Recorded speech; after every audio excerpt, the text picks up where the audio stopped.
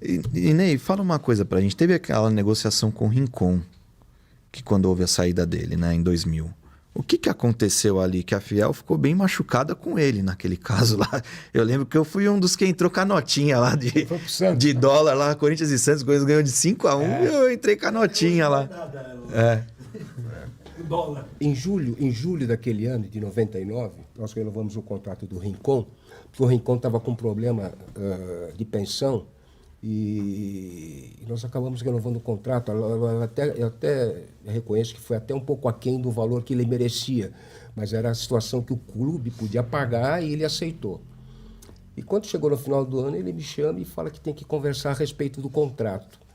Puxa vida, a gente tinha feito aquele contrato junto com a Ricks Mills, e a Ricks Mills tinha acertado. Você sabe, americano, você faz um contrato e tal, vale mais a palavra e tal. E ele queria um reajuste, e o reajuste que ele queria era astronômico. Então, aí foi um desgaste. No final, a gente acabou chegando num determinado número, nas condições com o próprio Rincon, mas foi desgastante. Isso foi até a última partida. Inclusive, até eu levei o contrato para ele assinar, que a gente redigiu na noite anterior. É verdade que a gente ficou até as 3 da manhã negociando, porque... Antes da final. Antes da final, porque a Rick chegou para mim e falou: só tira o Rincon do jogo. Eu falei assim, o Corinthians jamais, ninguém do Corinthians vai usar um microfone para dizer que o Rincon está fora de jogo ou por algum problema. Se você quiser, você pega o microfone e fala você. Você não sabe o que é Corinthians. Então tinha uma cláusula que o Rincon queria que o dinheiro dele fosse depositado fora do Brasil e a Ricks queria que ele viesse para o Brasil, esse dinheiro, e depois pagasse o imposto e levasse para onde ele bem entendia. E ficou essa pendência final até o final do contrato. No final a gente acabou se acertando e tal. E ele acabou indo para o jogo. Eu me lembro que antes da preleção do Oswaldo, eu entrei, estava o Dinei no quarto, eu pedi licença para o Dinei. Eu chamava o Rincon de Fred, que a gente tinha uma aproximação assim bem... Ele acabou assinando o contrato, não deu nem tempo de ele assinar. E não deu tempo nem de ler, nem de mostrar para ninguém, porque logo em seguida já se... Estrategicamente a gente já levou nesse período, que é para não ter muita... Porque a gente chegou a negociar 2, 3 valores e ele mexer nesses 2, 3 valores, 2, 3 condições de contrato. E o Oswaldo preocupado para saber, eu falei, está no jogo, fica tranquilo. Ele tá... E eu não tinha essa confiança toda de saber que ele estaria no jogo, não, porque não tinha nada assinado. Aí no final ele acabou assinando um pré-contrato, porque foi tudo meio a correria assim. E no final acabou dando tudo certo. Logo depois do Mundial, eu recebo um telefonema do próprio Rincon e ele me disse algumas coisas que ele não era o último contrato da vida dele, que não sei o quê, não sabia se honrar e tal.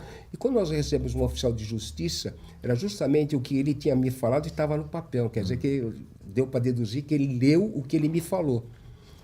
E aí, quando chegou para nós, para a diretoria, eu me lembro que nós estávamos numa reunião de diretoria junto com o presidente e tudo mais, veio o assessor de imprensa dizendo que, olha, tem uma bomba lá dizendo que o Rincon, não sei o quê. Eu peguei e fui para a entrevista. Eu falei assim...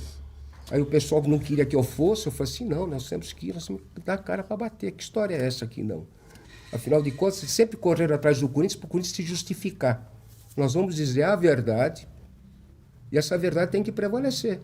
Que o Rincon que se justifique, não o Corinthians, porque o Corinthians fez tudo possível para manter o Rincon. E é o que acaba acontecendo? Aí a imprensa veio para cima de mim, eu falei assim, olha, fizemos todo o possível para ter o Rincon.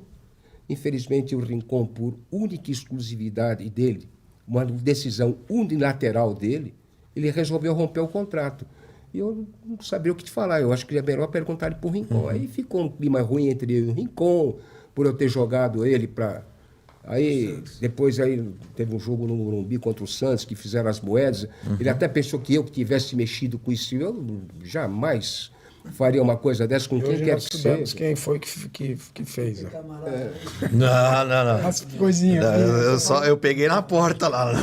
Imagina, você era garoto. Isso foi iniciativa. E quando ele falou isso, ele me arrumou 25 mil ou 30 mil sócios na época a Gaviões tinha, de testemunha a meu favor, porque não foi nada do clube, foi sim um movimento da torcida. Exato, lógico. Foi, eu lembro bem. Então ficou um clima, depois no final a gente acabou se acertando e tal, mas ficou um clima ruim, mas se a gente não toma uma decisão mais firme, mais contundente com o Rincon, Não que ele não fosse jogar a final, muito pelo contrário.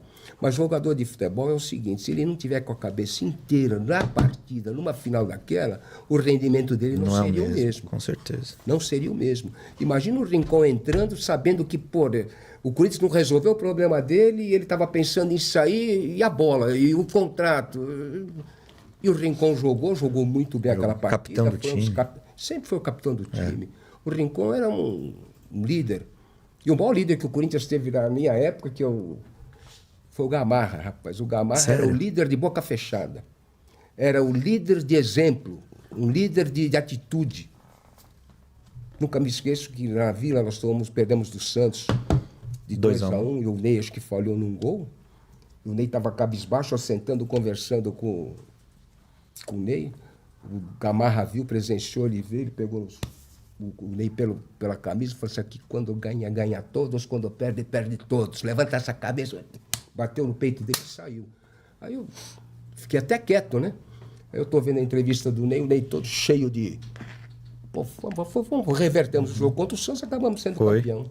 Foi. Então esse era o líder. Então o Gamarra é líder, Vampeta líder, Edilson, dentro da própria malandragem, aquela baianice toda dele. Mas era um líder malandro, sabe? Era um cara que era escutado. No Mundial, ele falava, joga a bola em mim, toca em mim. Aí estou subindo lá no elevador junto com o Roberto Carlos, e falou assim, aquele cara embora, fala para ele que ele vai me conhecer hoje. Você nem chega perto de mim, assim, sabe?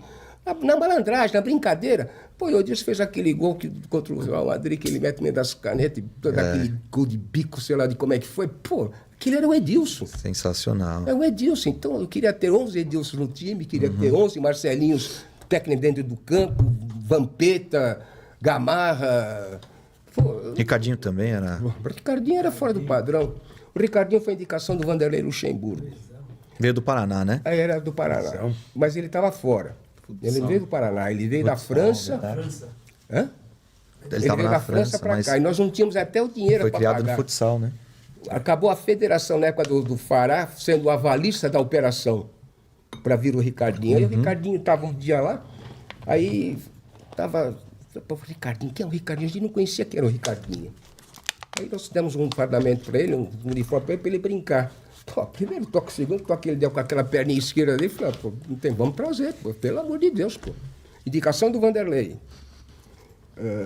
Não era só porque a indicação do Vanderlei. Uma vez o Vanderlei também indicou um jogador lá do Paraná, que foi eu, o seu Cine e o seu Angel para o Paraná para ver o jogador. Eu falei, Vanderlei, não é isso, pelo amor de Deus, pô. Não Acontece de errado pelo também. amor de Deus, pô. Ele até pediu desculpa. É uma ciência exata, né?